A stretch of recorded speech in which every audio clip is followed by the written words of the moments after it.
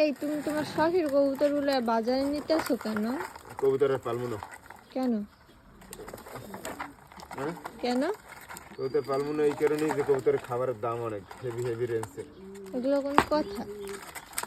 এজন্যই তোমার শখের কবুতরগুলো বিক্রি করে দিবা? হ্যাঁ, এখানে কি কি কবুতর আছে? এখানে রেসার কবুতর আছে, হাই ফ্লাই গিরিবেজ কবুতর আছে, কালদম কবুতর আছে। এর জন্য বিক্রি করে দেবো আর কবুতর পালবো না। যে কবুতরের খাবারের এত দাম যে পোষাইতেই পারি না আমি। কই এরকম কবুতর পালা যাবে নাকি? আমাদের কবুতর প্রেমীরা এই জন্য ঝরে যাইতেছে। আমরা এত কষ্ট করি, এত কবুতর পিছে এত সুন্দর সুন্দর খাবার খাওয়াই, কিন্তু দিন শেষে খাবার শেষে গেলে পকেট টাকা নাই। তখন কি করব? সুন্দর সুন্দর কবুতর আমরা সেল পরিস্থিতি কিন্তু কেউ বুঝে না, এর জন্য বাজারে নিয়ে বিক্রি করতে হয়।